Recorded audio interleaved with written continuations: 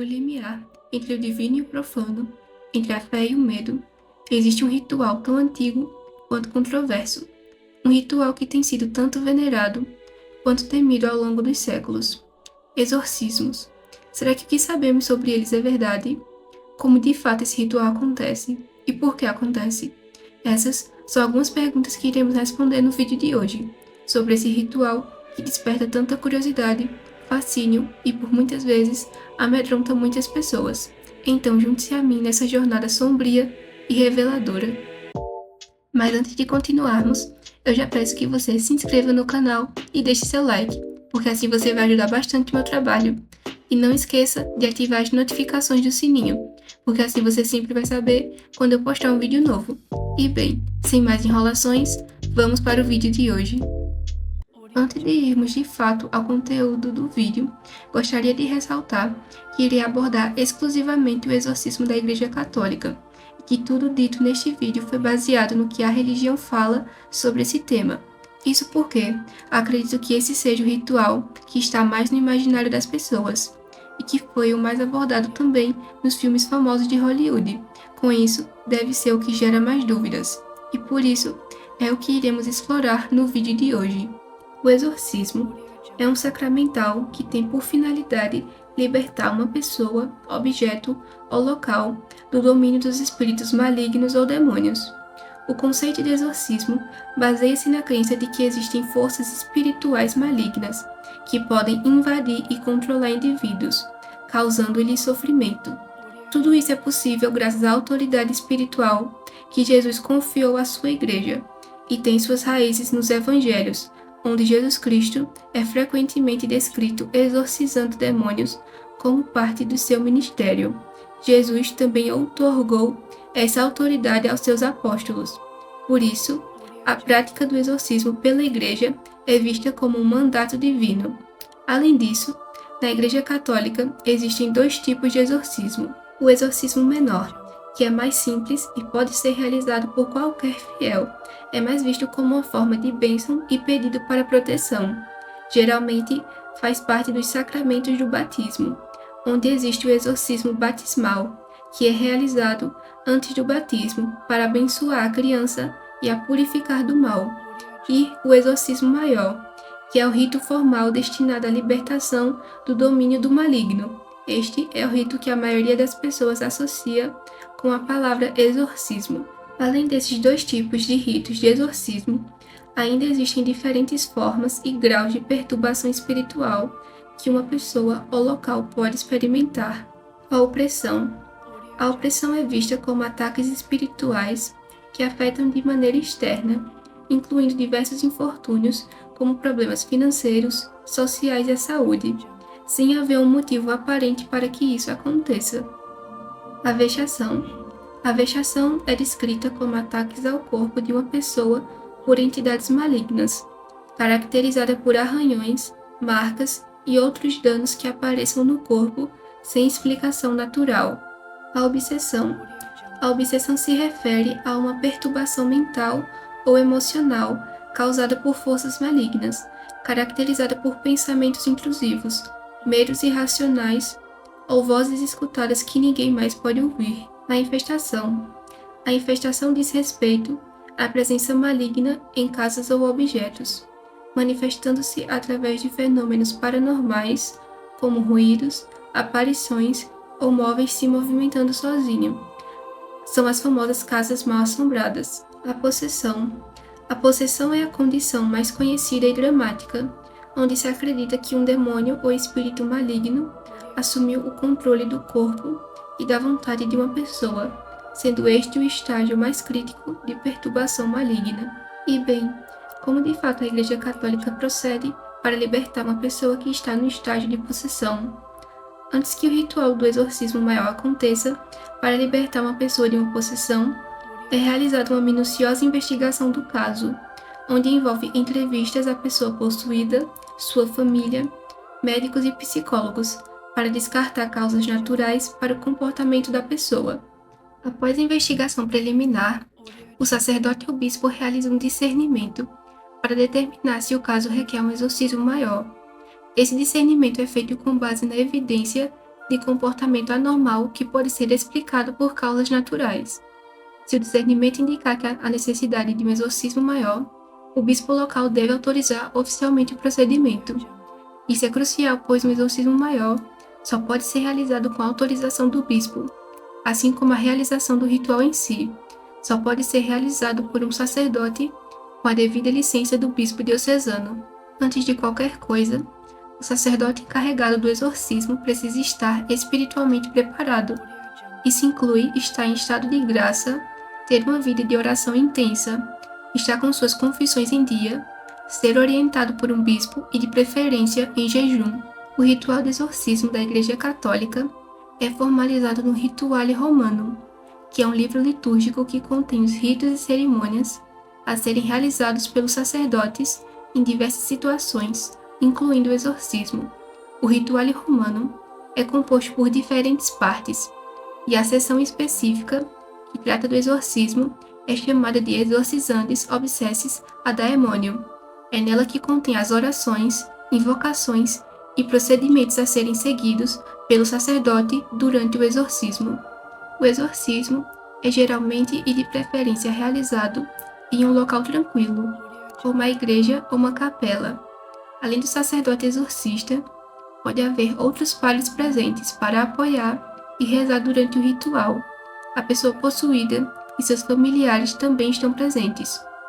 No ritual de exorcismo, o sacerdote geralmente utiliza vários pertences e sacramentais com significado simbólico e espiritual, que incluem água benta, cruz e crucifixo, óleo dos catecúmenos, sal exorcizado e vestes litúrgicas, como a estola roxo, que é usada em momentos de preparação e penitência e demonstra que haverá um combate com as forças do mal, além, claro, do Evangelho e livros litúrgicos.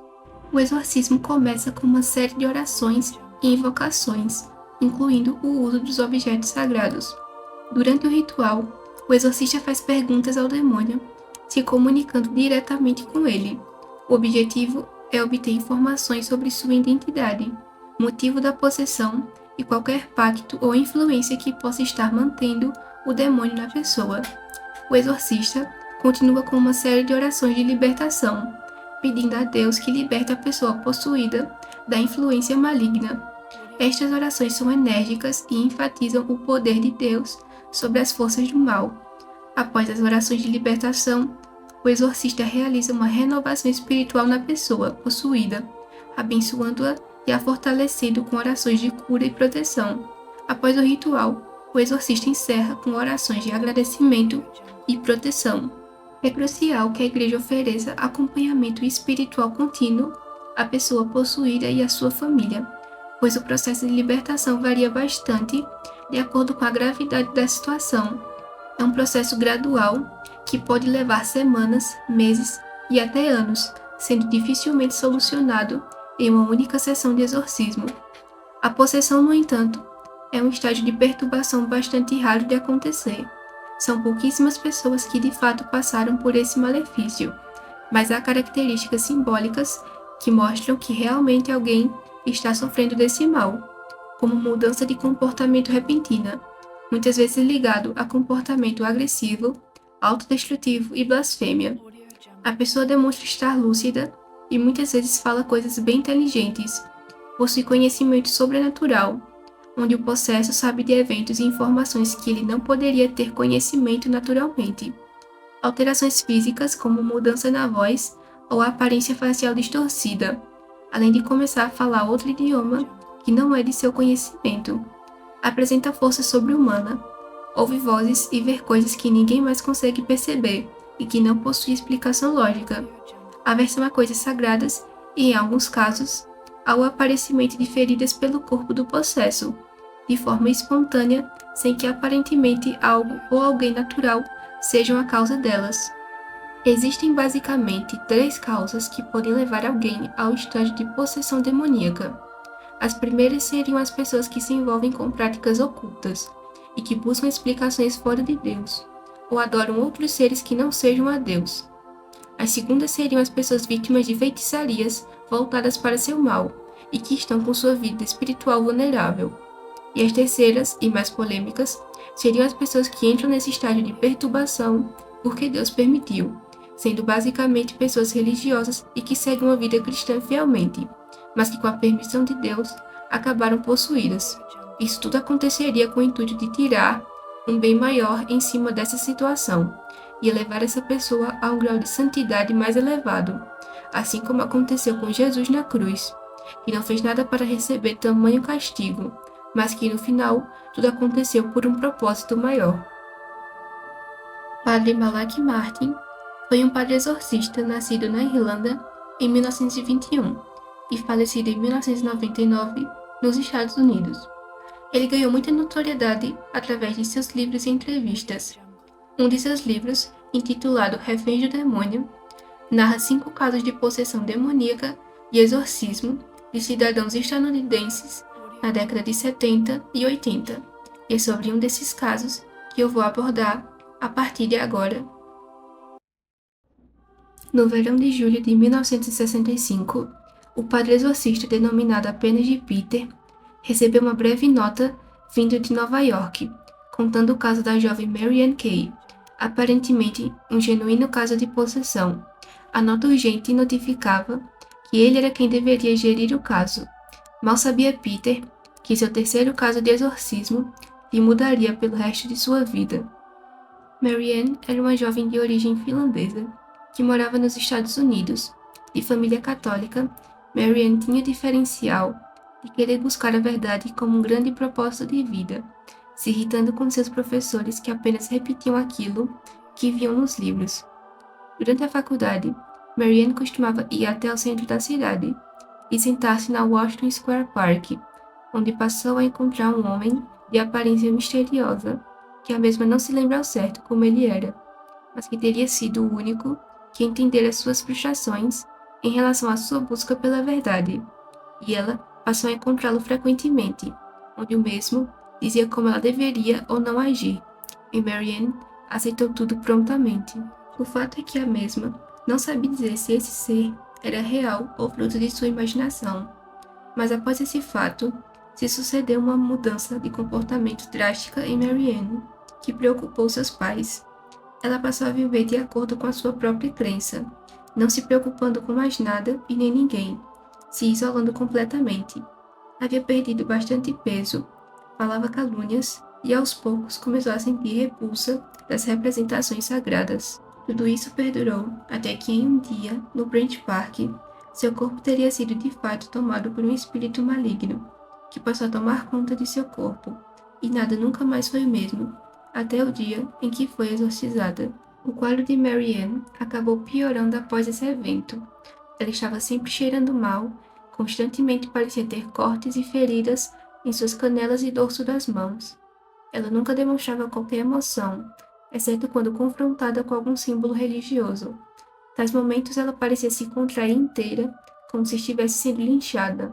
Rosnava como um animal e proferia palavras de baixo calão, com certa frequência. Com seu estado deplorável, Mary Ann acabou em estado de coma, nos cuidados intensivos de seus pais e do médico da família. Acordava contudo regularmente para se alimentar, mas retomava a seu estado comatoso. Foi no começo de outubro de 1965 que Padre Peter sentiu-se seguro de que tinha um genuíno caso de possessão em Mary Ann. Seu exorcismo teve que ser adiantado, pois, segundo seus familiares, seu quadro havia piorado significativamente. O ritual começou um pouco após as 3:30 da madrugada e terminou por volta das 10 da noite.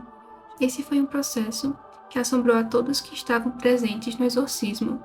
Mary Ann apresentava força sobre-humana, rosnava e mudava seu tom de voz, falava em hebraico, espumava uma gosma acinzentada pela boca e uma cômoda presente em seu quarto chegou a se movimentar sozinha. Mary Ann estava possuída por uma entidade denominada sorriso, que era uma das características mais marcantes da possuída, onde apresentava um semblante de sorriso estranho e macabro durante toda a sua trajetória de possessão. Tal entidade atacou constantemente o Padre Peter durante o ritual de libertação, revelando coisas de seu passado que ninguém mais sabia e o induzindo ao erro. Após esse exorcismo, Mary Ann teria ficado bem, mas Padre Peter aparentemente ficou abalado e nunca mais foi o mesmo. Quase um ano após o exorcismo, Padre Peter acabou falecendo e foi enterrado no cemitério católico do Calvário, em Nova York, vítima do que alguns acreditam ser obra do maligno. Esse caso é bem interessante e quando eu estava lendo ele, em diversos momentos me veio o filme do exorcismo de Emily Rose na cabeça. O livro traz diversos detalhes que eu não consegui colocar no resumo, senão iria ficar muito grande o vídeo, assim como os outros casos também são ricos em detalhes. Então deixe nos comentários se você acha que pode ser interessante um vídeo contando os outros casos do livro. E bem, após tudo que foi abordado, eu posso dizer que mesmo que os filmes de Hollywood façam um grande espetáculo em cima do ritual do exorcismo, eu fico surpresa em dizer que encontrei mais semelhanças entre a ficção e a realidade do que diferenças. Até porque é bom lembrar que em toda ficção sempre terá um fundo de realidade. My bad, you can go to sleep.